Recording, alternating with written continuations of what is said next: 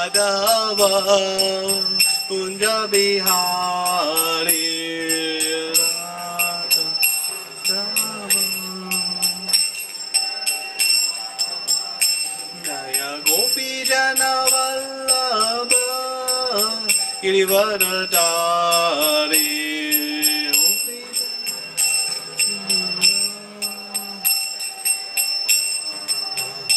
Jaya Gopi Jana Vallabha Girivaradari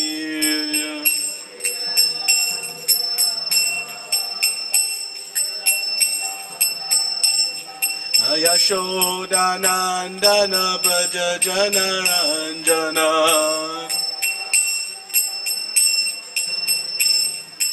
Yashodanandana Braja Janaranjana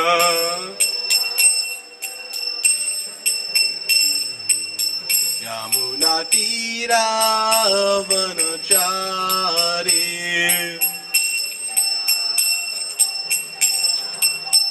Yamuna Tira Vanachari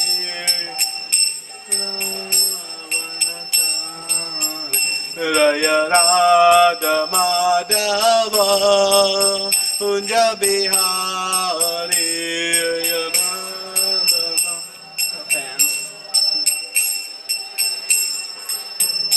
Raya Radha Madhava Kunja Bihari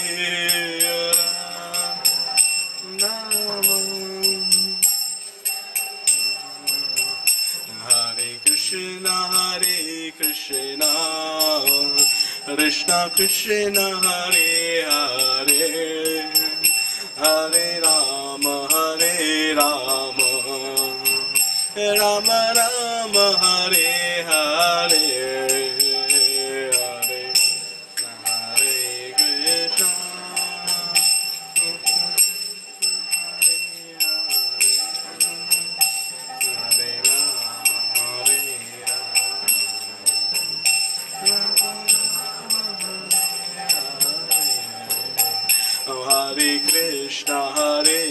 Krishna Krishna Krishna Hare Hare Hare Rama Rama Rama Hare Hare Hare Krishna Krishna Hare Hare Hare Rama Rama Hare Hare Hare Krishna Krishna Krishna Hare Hare Hare Rama Rama Rama Hare Hare Hare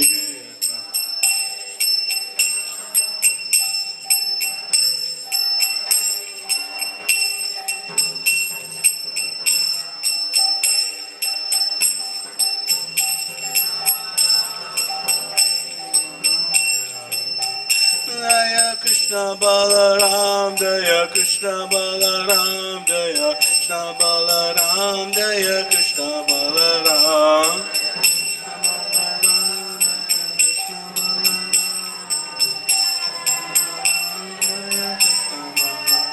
Jaya Radha Shama Sundarada Shama Sundarade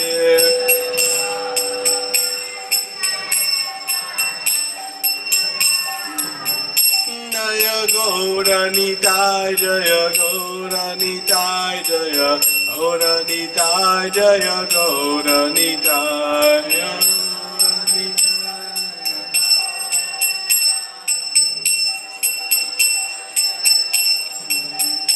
Jaya Prabhupada Jaya Prabhupada Jaya Prabhupada Jaya Prabhupada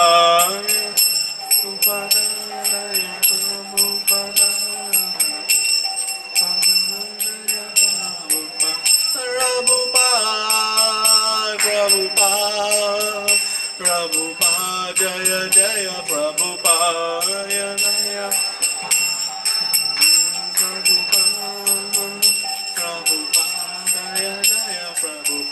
Jaya Guru Deva Jaya Guru Deva Jaya Guru Deva Jaya Guru Deva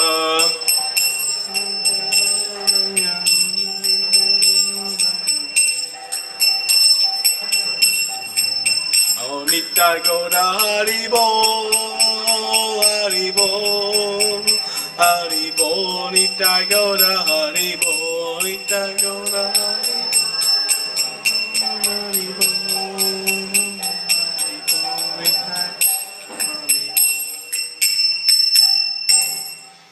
Jayom Vishnu Par Paramhamsa Parivajagacharya Stotra Tatashishnamangay Sabai Chanaravinda Bhakti Vedanta Swami Srila Prabhupada Ki Jayom Vishnu Par Paramhamsa Parivajagacharya Stotra Tatashishnamangay Bhakti Siddhanta Saraswati Goswami Maharaj Prabhupada Ki Ananta Koti Vaishnavinda Ki Sama Veda Bhakta Vinda Ki Nitai Gaur Premanande. All glories to the Sammo devotee. All glories to the Sammo devotee. All glories to the Sammo devotees. All glories to Shishi Guru and Gauranga. Om Namo Bhagavate Vasudevaya. Om Namo Bhagavate Vasudevaya. Om Namo Bhagavate Vasudevaya. Hare Krishna. So, today we'll be discussing from Bhagavad Gita, chapter number 11, verse number 35. The title of the chapter is The Universal Form. Sañjaya uvāca etac śrutvā vacanam keśavasya kṛtāñjalir vepamānaḥ kirīṭī namaskṛtvā bhūya evāha kṛṣṇaṁ sa-gadgadaṁ bhīta-bhītaḥ praṇamya Sañjaya uvāca etac śrutvā vacanam keśavasya kṛtāñjalir vepamānaḥ kirīṭī namaskṛtvā bhūya evāha kṛṣṇaṁ sa-gadgadaṁ bhīta-bhītaḥ praṇamya Sañjaya uvāca etac śrutvā vacanam keśavasya kṛtāñjalir vepamānaḥ kirīṭī namaskṛtvā bhūya evāha kṛṣṇaṁ sa-gadgadaṁ bhīta-bhītaḥ praṇamya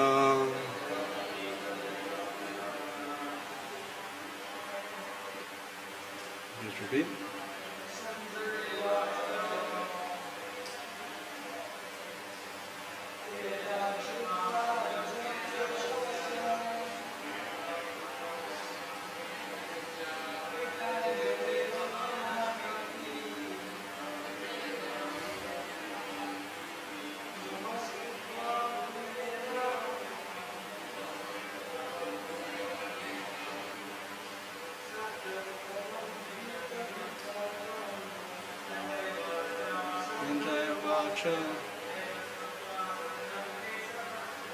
etac śrutvā vacanam keśavasya kṛtāñjalir vepamānaḥ Krishna namaskṛtya bhūya eva Krishna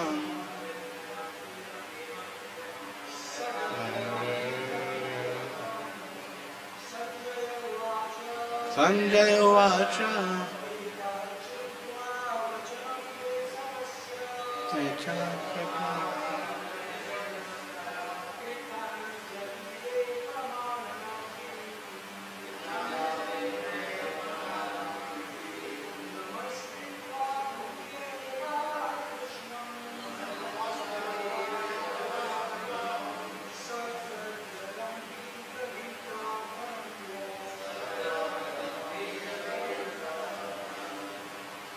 Sañjaya uvāca, etat, thus, śrutvā, hearing, vacanam, the speech, keśavasya, of Krishna, kṛta-añjaliḥ, with folded hands, vepamānaḥ, trembling, kirīṭī, Arjuna, namaskṛtvā, offering obeisances, bhūyaḥ, again, evāha, also, aha, said, kṛṣṇaṁ, unto Krishna, sa-gadgadaṁ, with a faltering voice, bhīta-bhītaḥ, fearful, praṇamya, offering obeisances.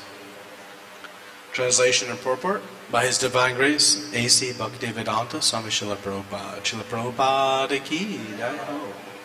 Sañjaya said to Dhritarashtra, O king, after hearing these words from the Supreme Personality of Godhead, the trembling Arjuna offered obeisances with folded hands again and again. He fearfully spoke to Lord Kṛṣṇa in a faltering voice as follows. Please repeat. Sañjaya said to Dhritarashtra, O king, after hearing these words from the Supreme Personality of Godhead, the trembling Arjuna offered obeisances with folded hands again and again. He fearfully spoke to Lord Kṛṣṇa in a faltering voice as follows. Purport. As we have already explained, because of the situation created by the universal form of the Supreme Personality of Godhead, Arjuna became bewildered in wonder. Thus he began to offer his respectful obeisances to Krishna again and again, and with faltering voice began to pray, not as a friend, but as a devotee in wonder. Om Ajnana Timirandasya Jnananjana Shalakaya Chakshuram Militam Yena Tasmai Shri Gurave Namah Shri Chaitanya Manobishtam Stapitam Yena Bhutale Swayam Rupa Kadamayam Dadati Swapadantikam Vandeham Shri Guru Shri Yuta Padakamalam Shri Gurun Vaishnavamscha Shri Rupam sa-gadgadaṁ sahagana raghunatam vitam tam sajivam sadvaitam savadutam paridhanasaitam Krishna Chaitanya Devam Virada Krishna Padan Sagana Lalita Shri Vishakan Vitamstra Hey Krishna Karuna Sindho Dina Bandho Jagatpate Gopesha Gopika Kanta Radha Kanta Namostute Tapta Kanchana Gaurangi Radhe Vrindavaneshwari Rishabhanu Sate Devi Pranamami Hari Priye Vanchakalpatarubhyascha Krupa Sindhubheva Patitanam Pavanebhyo Vaishnavebhyo Namo Namah Jai Shri Krishna Chaitanya Prabhu Nityananda Shri Advaita Gadadara Shri Vasadi Gaura Bhaktivinoda Hare Krishna Krishna Krishna Hare Hare Hare Rama Rama Rama Hare Hare.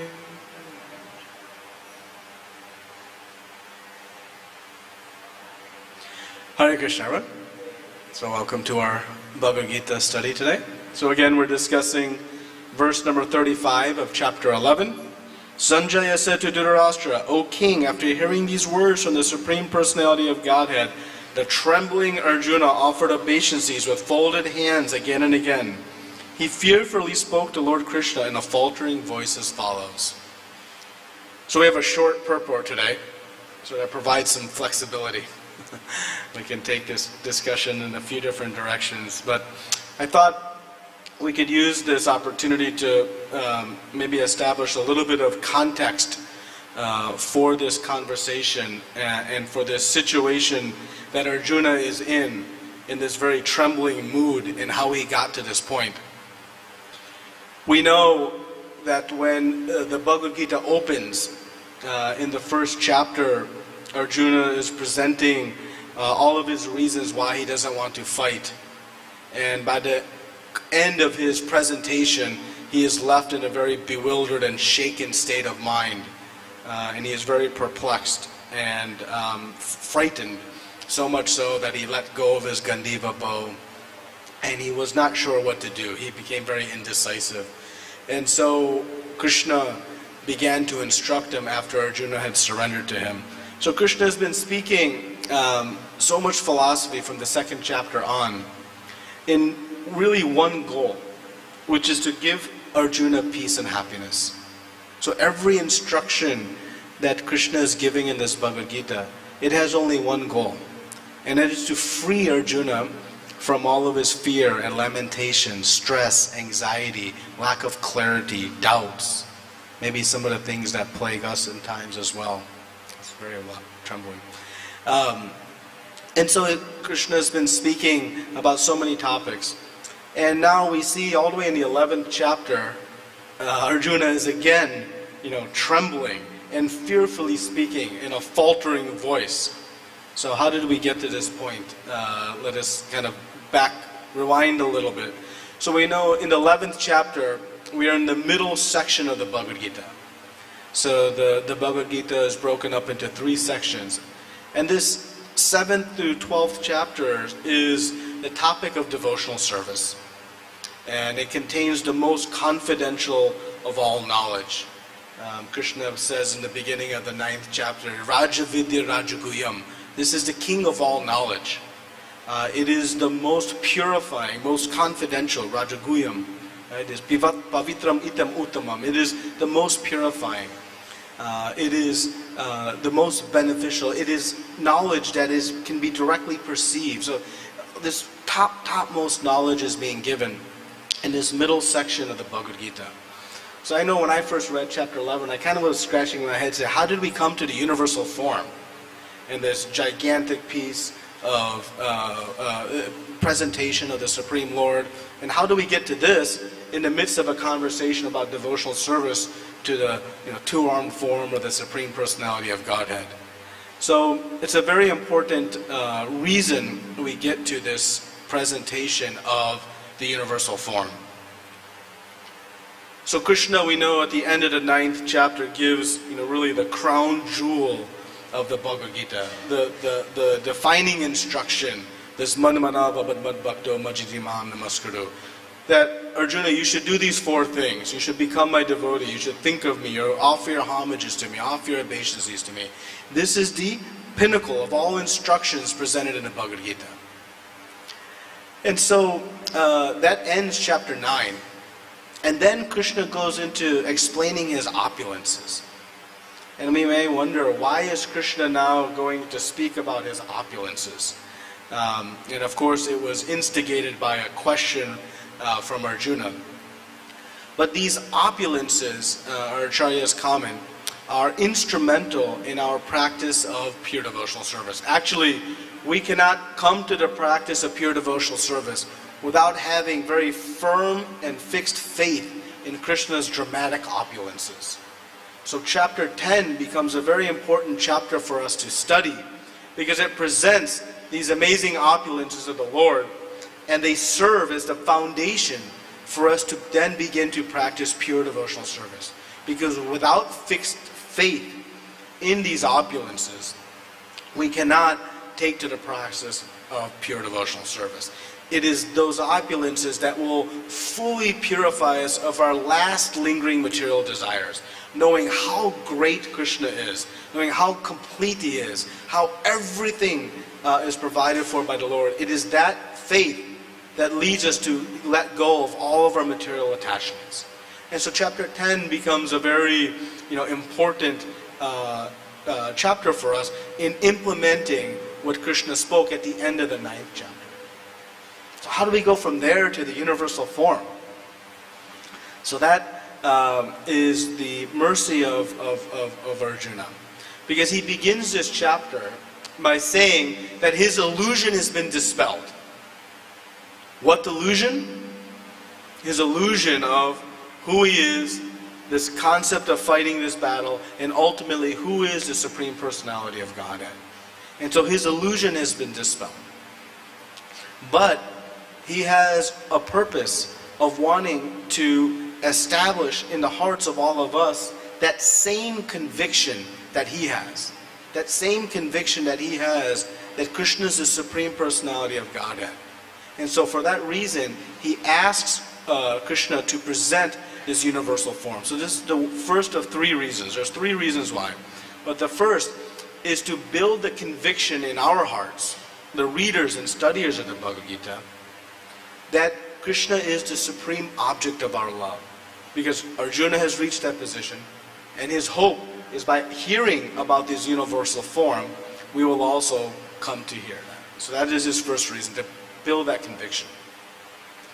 The second reason is Arjuna is curious that Krishna said at the end of the last chapter that just the entire material creation, he pervades the whole material creation with just this tiny spark of his opulences, a tiny spark of his splendor. And he's trying to think, how can that happen? And just like if somebody tells you that from a giant fire, if you take a small spark from that fire and you can use that to melt an iron rod, does that sound plausible?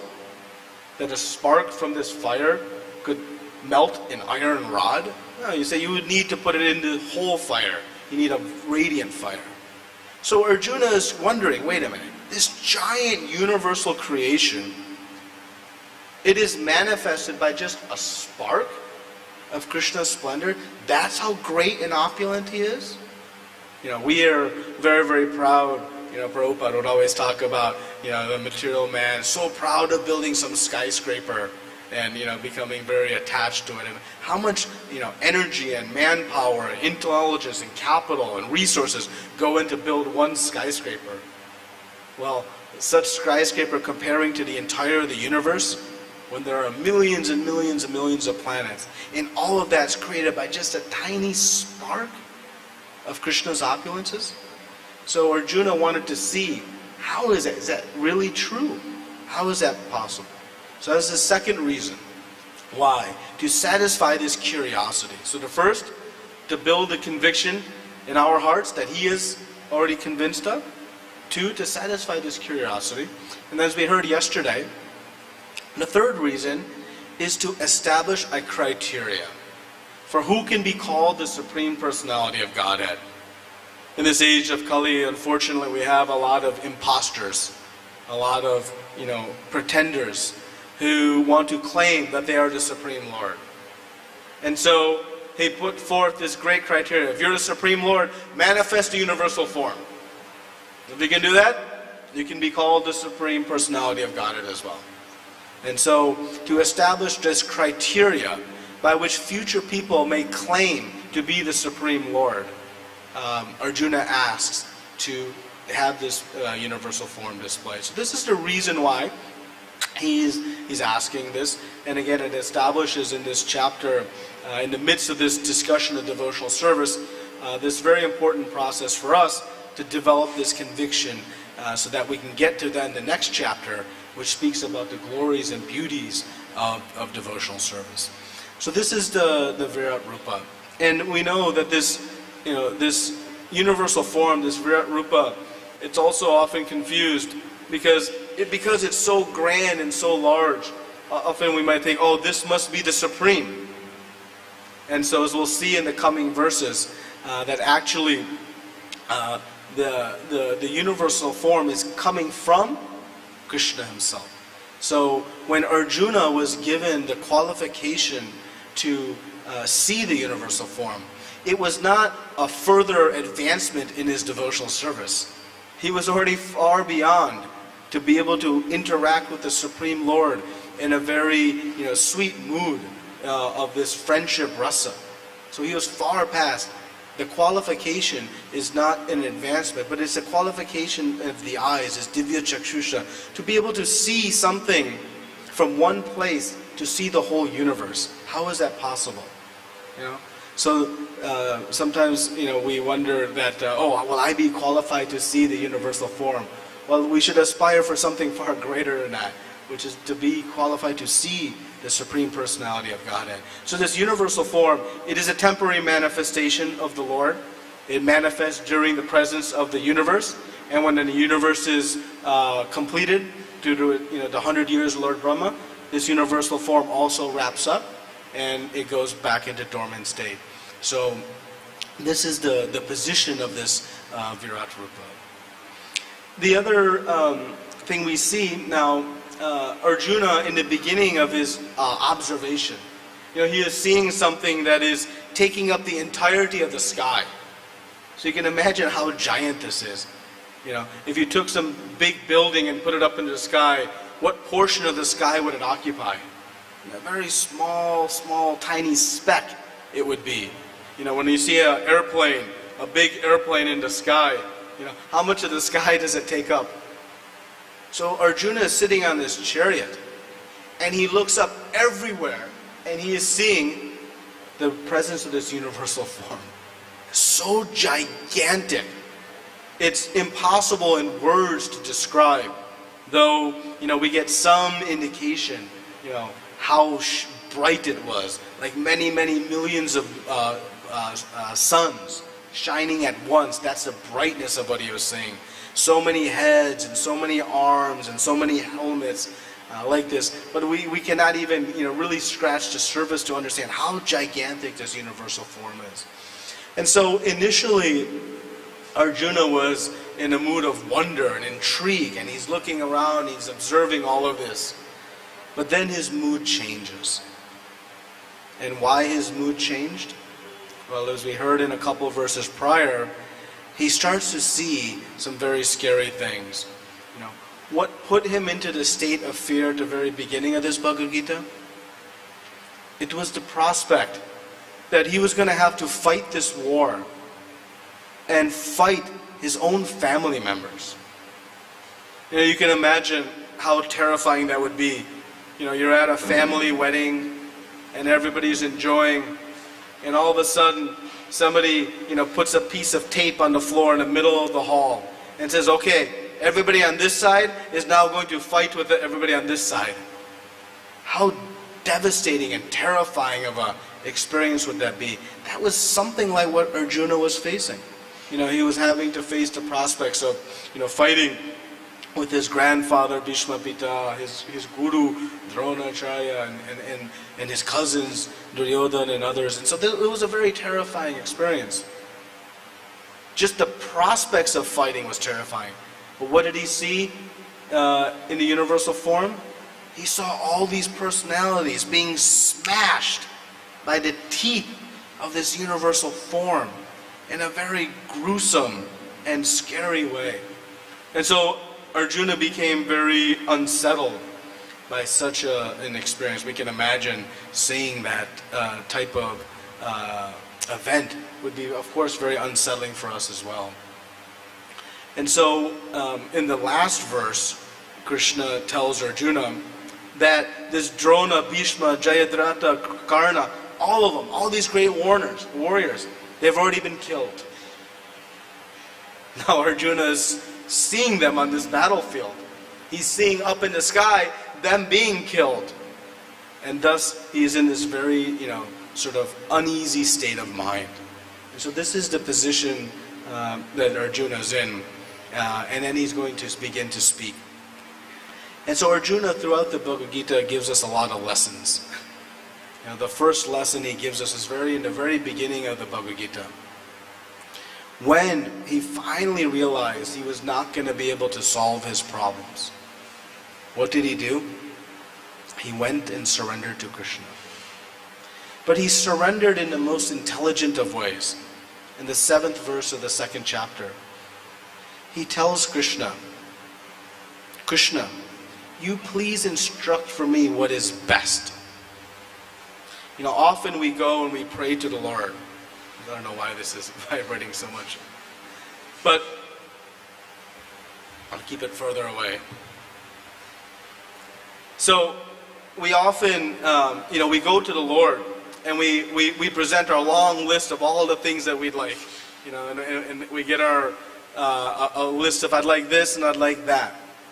And Arjuna could have done the same.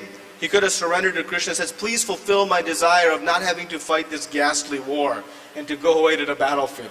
Right? Because that's what he wanted to do. But that's not what he did. He very intelligently asked Krishna, Kṛṣṇa, you tell me what's best for me. This is very instructive because Arjuna knows that his own understanding of what's best for him isn't really best. Who knows better than he himself? Our Supreme Father Krishna. Just like a child in a home, a child is convinced that eating ice cream every day is best for them. But does mother and father give? No. They know because it's not best for them. Mother and father know actually what is best. So similarly, we are all children in consciousness at least, in front of the Supreme Lord.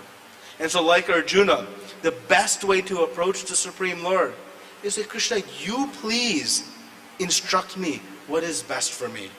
You tell me what is your plan and allow me to participate in it, which is what he told Arjuna in these last two verses. Because Krishna's plan for us is always far better than our own. And we have practical experience. Our own free will and pursuing our own plans has kept us and brought us to this material world and kept us here for millions of lifetimes already. So we know that we are not the best utilizers of our free will. So instead, like Arjuna, the intelligent surrenders that to the plan of the Lord and says, you guide me as to what is best. And so that's what Arjuna has been doing. But as he's been doing throughout the Bhagavad Gita, is as he's getting information from Krishna, he's asking questions. Virtually every other chapter begins with Arjuna asking questions. Asking questions about the content that's being presented. Because spiritual life is not just about blind following, but it's about informed faith that then yields great practice. And so our Vedic process, it is about question and answer. It is about inquiry. And Krishna tells how we should inquire in the 4th chapter. Right? He says, pariprashnena sevaya. He says that one should render service, inquire in a humble mood. And so that's what Arjuna has been doing. And so here we see another of Arjuna's great instructions for us through his actions, which is, where did he take shelter? When he was again trembling in fear, faltering in voice, disheveled, uncertain of what to do. Where did he take shelter? The Supreme Lord. Krishna is our only shelter. This world is full of fear. Everybody is full of fear. The rich materialist businessman, they are fearful. They are fearful of losing their wealth. They are fearful of losing their business. They are fearful of losing the opportunity to enjoy their wealth. The great film star with all their beauty and great popularity and fame, they are fearful of losing their beauty and thus their fame. The great cricketer or sportsman is fearful of losing that skill. And the common man and woman is fearful of losing everything, because everything that in the material consciousness society we aspire for, it is all limited and temporary. And so this whole world is full of fear. So how to become fearless? Well, what is fear, first of all? So fear is a concern for losing something of value. Let me ask you, when you take your trash to the dustbin and some days later it goes away, are you fearful of losing your trash? Do you wonder, oh, where did my trash go? No. You have no fear because you don't value that. It is not useful to you. Right? But we fear losing the things that we value. So in a materially centered life, what are the things that we value? All of our material possessions. And what is the duration of those material possessions? What did we come into this world with? Nothing. And what are we going to leave this world with? Nothing. So everything that we are hanging on to in our material-oriented mind is a source of great fear. Because we'll lose it. It's guaranteed we're going to lose it at some point. And that is why we see this consciousness throughout. But on the other hand, the devotees in the spiritual life, they are fearless. Who is a great example of the fearless personality we just celebrated? Prahlad Maharaj. A 5-year-old boy. 5-year-old boys are easy to frighten. Right? It doesn't take much to frighten a 5-year-old boy. But Prahlad Maharaj, being the Mahabhagavad, the great Mahajan, he was fearless in the midst of extraordinary circumstances that would otherwise instigate and create fear. Giant snakes, trampling elephants, hot fire, boulders being thrown from a cliff, so many things. But why was he fearless? Because he was not concerned about losing his body. All those things that I just mentioned, they were presenting risk to his body. But that was not his valued possession. What was his valued possession? His Krishna Smaranam, his opportunity to remember the Lord, to render service to the Lord. And so the devotee knows that that is my cherished asset. And Krishna has already told us in the beginning of this Bhagavad Gita, 2nd chapter, in this endeavor, Krishna consciousness, there is no loss or diminution. It is our eternal asset. Whatever deposits we make into our spiritual bank account, that is ours eternally. And so the devotee can go through life without any fear. Their only fear would be, let me not forget my beloved Lord. Let me not get off track in my process of devotional service. But they have no fear of their material circumstances. Of course, that doesn't make them careless, doesn't make them callous to the difficulties of those around them. But from their own perspective, one is able to operate in this world which otherwise is full of fear, with great tranquility of mind. And thus one can take to the process of devotional service very nicely. And so this process of becoming fearless is not about, getting really good security systems, getting some really good, anti-aging medications to keep me here a long time. That is not the process for becoming fearless. The process for becoming fearless is to understand what it is that is really valuable to us, and then working to establish that. And that is our eternal asset of spiritual life. And that is what the great devotees that we see, Srila Prabhupada, how fearless he was. Bhaktisiddhanta Saraswati Thakur, his life was threatened while going on parikrama. Literally, they had bribed police officers and they were trying to kill him, the Smarta Brahmanas, because he was, so vehemently establishing the superiority of the Vaishnava over the Brahmana. And so his life was threatened. But what did he do? He carried on. Because he had faith, ultimately, in Krishna's plan. Right? Arjuna was told in this prior verse what he should do. He should work according to Krishna's plan. He says in the 33rd verse, he says, by my arrangement, they have already been put to death. So the devotee is very anxious and eager to work according to Krishna's plan, knowing that that plan is actually better for us than our own. And whatever happens in that plan, if we have some issues, some challenges, the devotee can have great faith that that is actually best for us. So Arjuna here is in a very fearful state, and what he's doing with folded hands, he's again and again offering his obeisances, and is now going to glorify the Lord. And so in the coming verses, Arjuna has composed some very sweet prayers to glorify the Supreme Lord. And in that, Krishna will then respond and ultimately reveal to him back his original two-armed form and bring Arjuna back to a very peaceful and sweet way.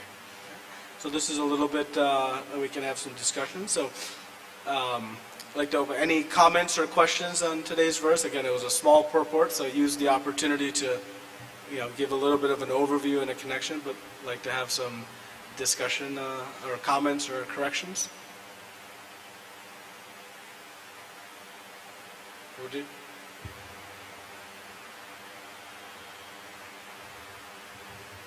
Hare Krishna, Prabhu. Hare Krishna.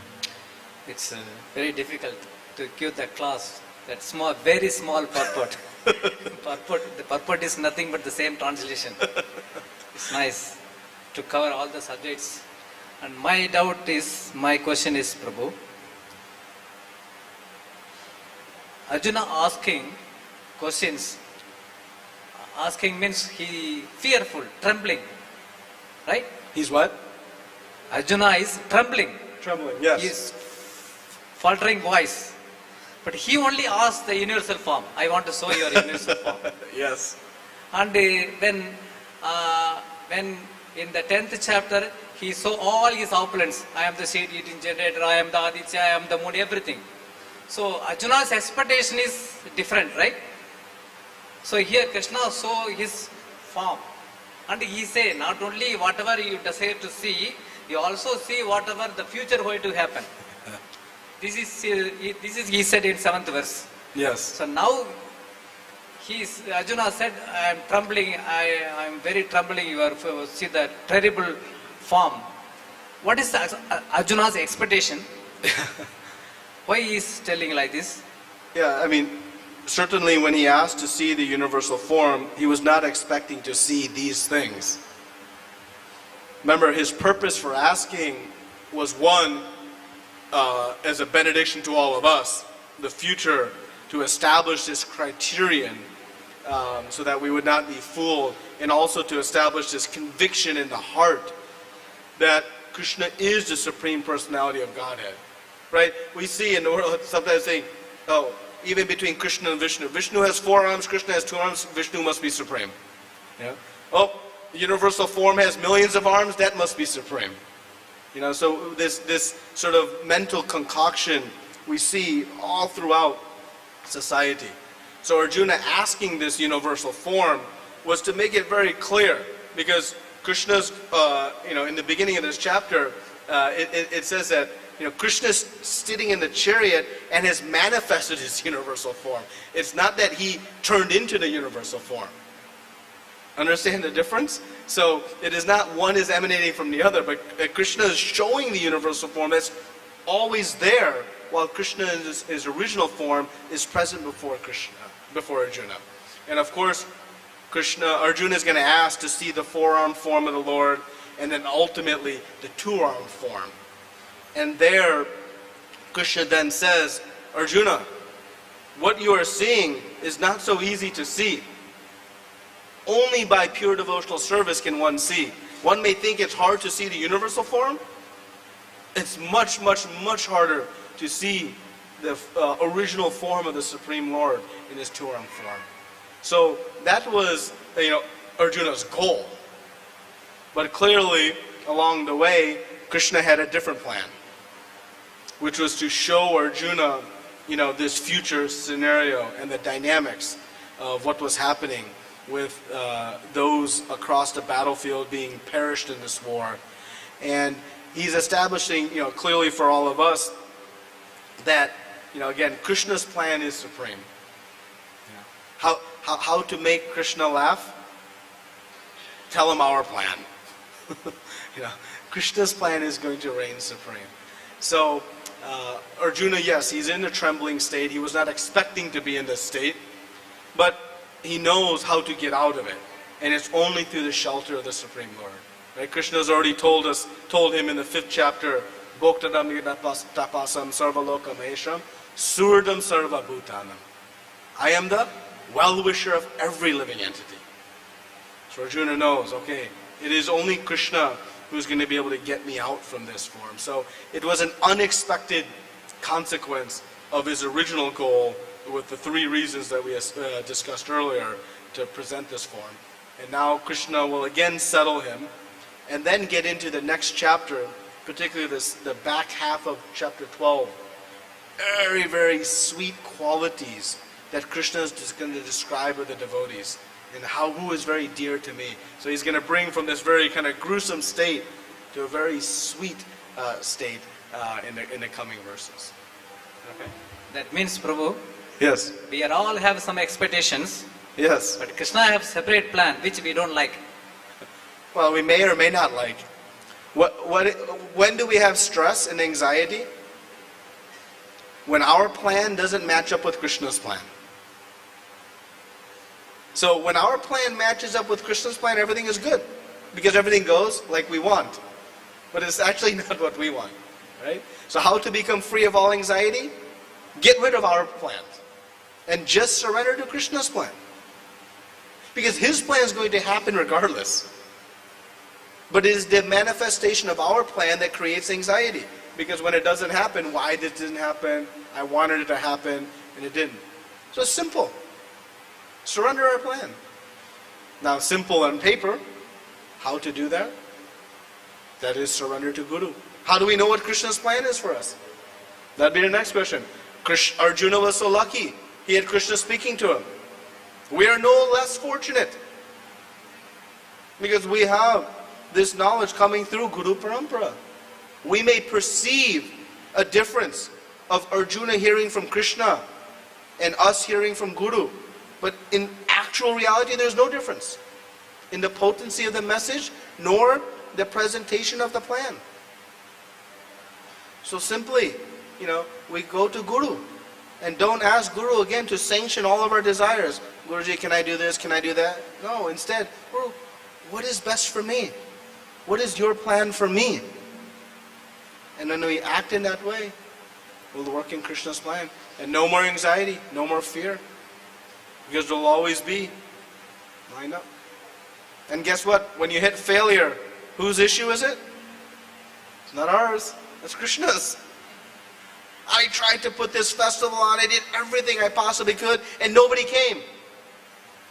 Not my problem. I did my part. What was my part? Do the best you can. Do the best you can. Put forth as much effort you can. That you should have anxiety over. The result and how it manifests, that is Krishna's. It's a very liberating state to come to. It allows us to overcome all challenges. The only stress we should have, did I try my best? If I did, it's okay. Any other comments, questions, corrections?